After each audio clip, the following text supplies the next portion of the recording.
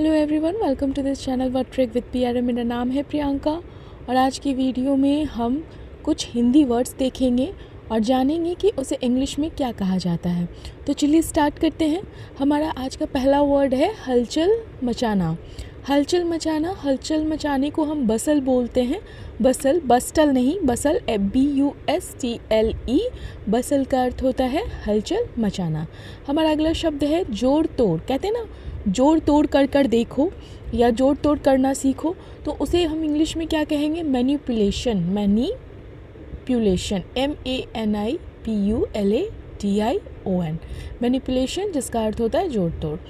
सामान्य प्रक्रिया, सामान्य प्रक्रिया को हम इंग्लिश में कहते हैं general procedure. General procedure, GENERAL, general procedure, PROCEDURE। Next word है हमारा विचार जाहिर करना। ये वर्ड नहीं है, ये 3 शब्दों का है। विचार जाहिर करना, जिसको आप कहते हो एक्सप्रेस ओपिनियन। जैसे अगर हमें कहना हो आपको कि अपनी विचार जाहिर करो, तो उसे हम कैसे कहेंगे? Express your opinion. Okay, express your opinion. हमारा अगला शब्द है रेखांकित। रेखांकित, रेखांकित को इंग्लिश में कहते हैं अंडरलाइंड। Underlined, UNDERLINED। अंडरलाइन का अर्थ है रेखांकित। हमारा अगला शब्द है मुद्दा। किसी बात का मुद्दा, कोई मुद्दा तो किसी टॉपिक का मुद्दा, जैसे टॉपिक उसको बोलते हो, तो मुद्दा को हम इंग्लिश में कहेंगे इशू। Issue, ISSUE। योग्यता, योग्यता, आपकी क्या योग्यता है, तो योग्यता को इंग्लिश में हम कहेंगे एलिजिबिलिटी। Eligibility, ELIGIBILITY। मंद मंद मंद मुस्कुराना। कहते हैं ना कि आप मंद मंद क्यों मुस्कुरा रहे हो, क्या बात है? तो मंद मंद मुस्कुराने को हम कहेंगे smile softly. Smile softly, SMILE, smile SOFTLY, softly. खुशामद करना। खुशामद करना, जैसे अगर आपको अपना कोई काम करवाना हो, तो आप कैसे सामने वाले का बहुत खुशामद कर रहे हो, वो मुश्किल काम है, तो खुशामद करना, तो उसको क्या बोलोगे? कैजुअलमेंट, CAJOLEMENT। खुशामद करना, खुशामद करना, जिसको कहेंगे कैजुअलमेंट। चापलूसी करना, किसी की चापलूसी करना, ठीक है, ताकि उसका हाथ आपके ऊपर बना रहे, तो चापलूसी करने को आप क्या कहते हो? To flatter. To flatter, TO, flatter, FLATTER। मिलनसार, मिलनसार, वैसा व्यक्ति जो सबसे घुल मिल जाए, तो उसे आप कहेंगे सोसेबल। सोसेबल, तो SOCIABLE, सोसेबल है ये, मतलब मिलनसार है, सबसे घुल मिल जाता है। हमारा अगला शब्द है अधेड़ उम्र। कहते हैं ना, ये जो है व्यक्ति, ये अधेड़ उम्र का है, तो अधेड़ उम्र को इंग्लिश में हम क्या कहेंगे? मिडिल एज्ड पर्सन, ठीक है, मिडिल एज्ड।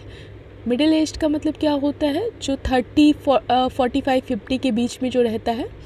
प्रतिबिंब, प्रतिबिंब, प्रतिबिंब को हम क्या कहेंगे इंग्लिश में? रिफ्लेक्शन। रिफ्लेक्शन, रिफ्लेक्शन का अर्थ है प्रतिबिंब, REFLECTION, रिफ्लेक्शन, जिसका अर्थ है प्रतिबिंब, ठीक है। हमारा अगला शब्द है फुर्ती। फुर्ती, चुस्ती, चुस्ती फुर्ती, कहते हैं ना कि आप में बहुत ज़्यादा फुर्ती है, तो फुर्ती को आप क्या कहोगे इंग्लिश में? एजिलिटी। एजिलिटी, AGILITY, एजिलिटी मतलब फुर्ती। अगर आप मेरे चैनल पे नए हैं तो मेरे चैनल को ज़रूर से सब्सक्राइब कीजिएगा।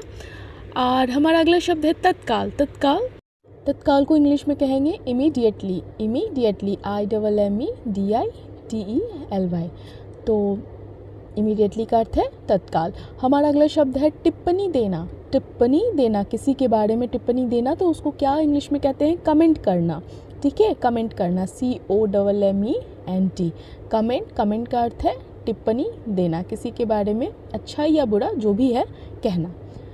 समीक्षा, समीक्षा, तो कहते हैं ना कि इस पेपर की या इस डॉक्यूमेंट्स की समीक्षा करो, तो समीक्षा को इंग्लिश में क्या कहेंगे? समीक्षा को इंग्लिश में कहते हैं रिव्यू करना, ठीक है, रिव्यू, REW, जैसे मूवीज़ की भी रिव्यू करते हैं ना, समीक्षा करते हैं। आलोचना, आलोचना को इंग्लिश में बोलेंगे criticism, CRITICISM।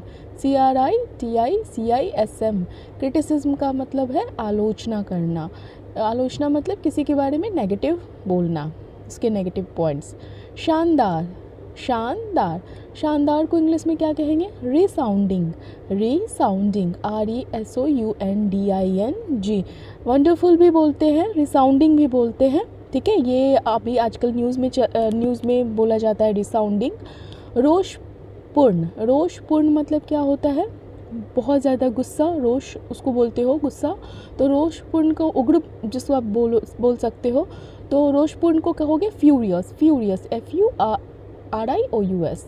Next word is सकारात्मक को इंग्लिश में हम कहेंगे पॉजिटिव या पॉजिटिविटी, ठीक है। तो उसे क्या कहेंगे? पॉजिटिविटी को सकारात्मकता, और पॉजिटिव मतलब सकारात्मक। निर्वाचन क्षेत्र, अभी इलेक्शन का टाइम है, इलेक्शन का टाइम गया मतलब, तो निर्वाचन क्षेत्र को क्या बोलते हैं आप इंग्लिश में?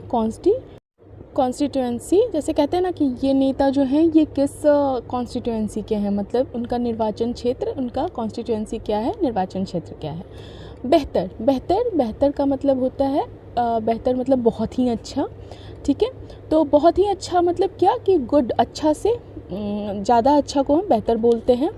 तो BETTER, बेटर का अर्थ है बेहतर। So thank you very much, thank you for watching. अगर आप मेरे चैनल पे नए हैं तो मेरे चैनल को ज़रूर से सब्सक्राइब कीजिए। अगर आपने अभी तक चैनल को सब्सक्राइब नहीं किया है तो कर दीजिए, वीडियो को लाइक कीजिए और मेरे चैनल के साथ बने रहिए। आपको हर दिन बहुत सारे वोकैबुलरी सीखने को मिलेगी जिससे आपकी इंग्लिश इम्प्रूव होगी। Thank you.